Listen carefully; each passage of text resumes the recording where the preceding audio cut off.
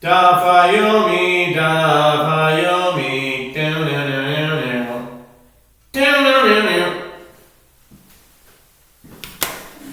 Daf Yomi, Shevuos or Shevuot, 10b, top of the page. A few words into it with Rabbi Shimon ben Yehuda Omer Mishmo Kule.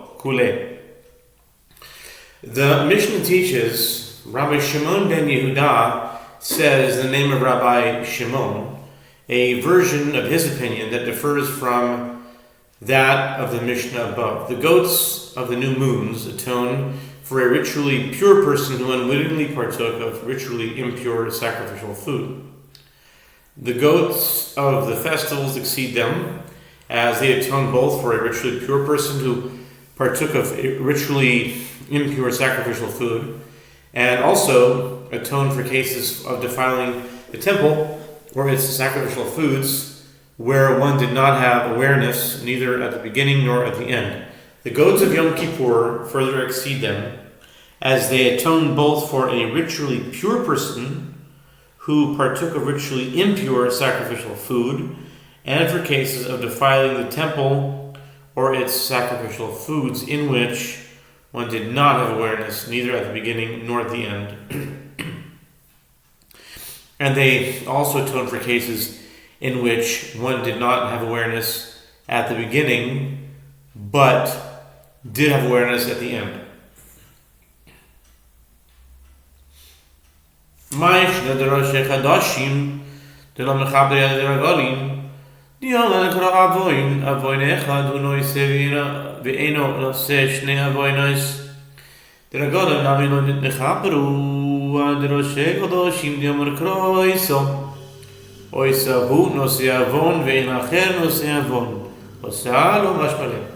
The Gemara asks, what is different about the goats of the new moons that they do not atone for that which the goats of the festivals atone? The Gemara answers, as the verse states, with regard to any one of the goats of the new moons, and he gave it to you to bear the sin of the congregation, Leviticus 10:17, which teaches that it bears, meaning it atones for one sin, but does not bear two sins. The Gemara asks, if so, let the goats of the festivals, the goats of the festivals should also not atone for that which the goats of the new moons atone for, as the verse states, and he gave it to you, which indicates that it bears, meaning it atones for that sin, but nothing else bears that sin. Why then does Rabbi Shimon ben Yehuda cite Rabbi Shimon as holding that the goats of the festivals do atone for that which the goats of the new moons atone? The Gemara answers, Rabbi Shimon does not learn anything from the word it. Accordingly, he holds that any one of the goats of the festivals can atone for two different sins.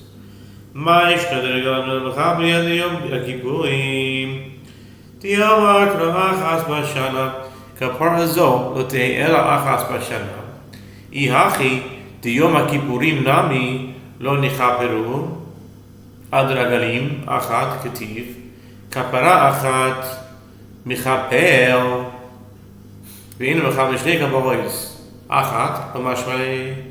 The Gemara asks further, what is different about the goats of the festivals that they do not atone for that which the goats of Yom Kippur atone, as the verse states with regard to the goat of Yom Kippur once a year, Exodus 30:10, which teaches that this atonement for the specific case that it atones for should be only once a year, and therefore no other offering can atone for it. The Gemara challenges, if so, the goats of Yom Kippur should also not atone for that which the goats of the festivals atone, as it is written once a year, which teaches that the goats effect one atonement for only one case, but cannot effect two atonements for two cases. Why then does Rabbi Shimon ben Yehuda cite Rabbi Shimon as holding that the goats of Yom Kippur atone for everything that the goats of the festivals atone for? The Gemara answers, Rabbi Shimon does not learn anything from the word once. Accordingly, he holds that the goats of Yom Kippur can atone for three different cases. Amai דכי כתיב אחת בשעיר הנעשה בפנים כתיב אי הכי דרגלים נמי לכפור עד יום הכיפורים. דכי כתיב אחת בשעיר הנעשה בפנים כתיב. The Gemara asks, why doesn't he expound the word once? He does not expound it because when the word once is written, it is written with regard to the goat whose blood presentation is performed inside the sanctuary. And so the halakha derived from that verse has no bearing on the capacity of the goat whose blood presentation is performed outside the sanctuary to atone.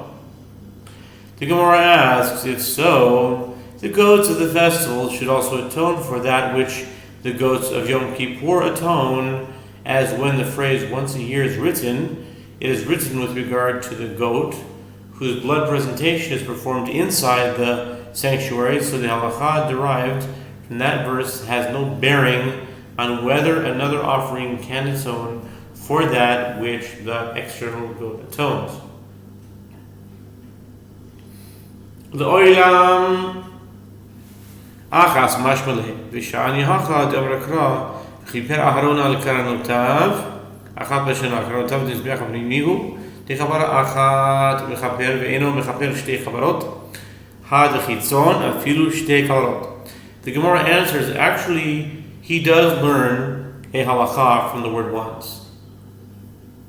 And he holds that it also teaches about the capacity of the external goat to atone, as the Gemara explained above, but it is different here with regard to the derivation that the goat cannot effect two atonements, as the verse states, and Aaron shall bring atonement upon its corners once a year, Exodus 30:10. The emphasis on upon its corners teaches that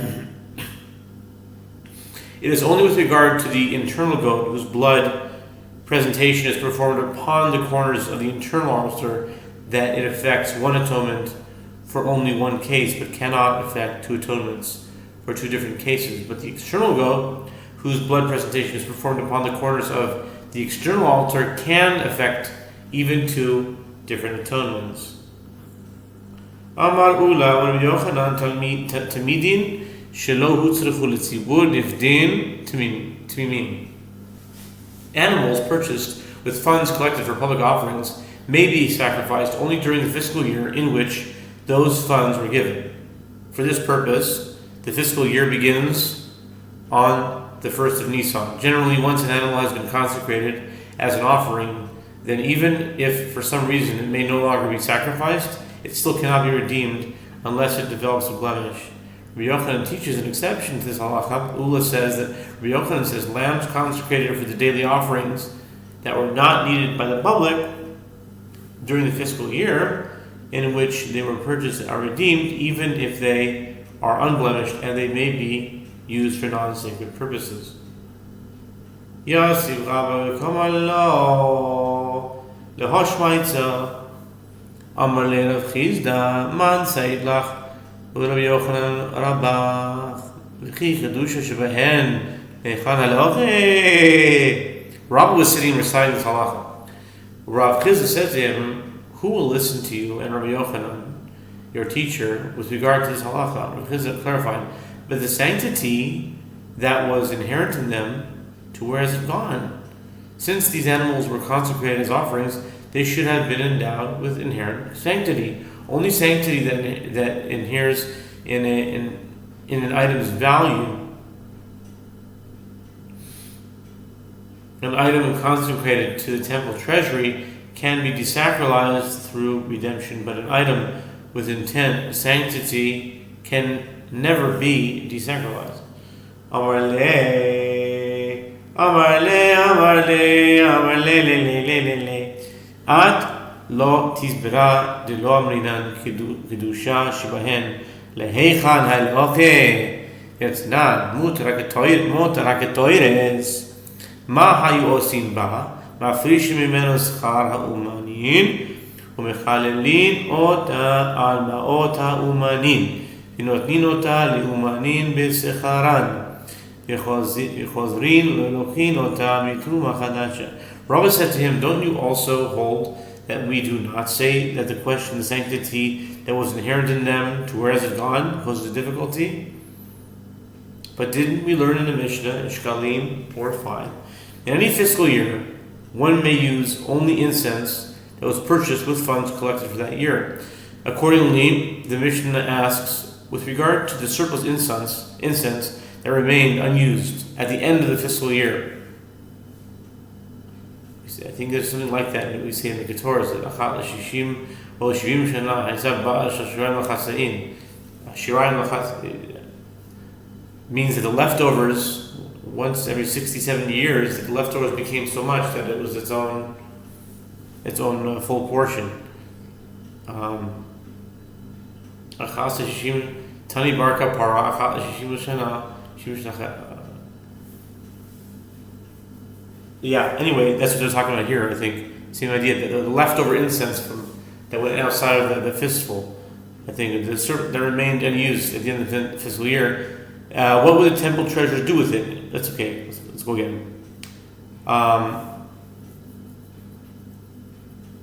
In any fiscal year, one may use only incense that was purchased with funds collected for that year. Accordingly, the Mishnah asks, with regard to the surplus incense that remained unused at the end of the fiscal year, what would the temple treasurers do with it in order to render it usable for the following year? They would separate from the temple treasury the wages for the artisans who worked for the temple, and for those funds would thereby be sacralized, and then they would desacralize the surplus incense by transferring its sanctity to that money that had been set aside for the artisans. Then they would give the now desacralized incense to the artisans as their wages. And finally, they would repurchase it with funds from the new collection carried out for the coming year. Ve'amai, and why? Rabbah explains a proof in the Mishnah. One could ask, well, why?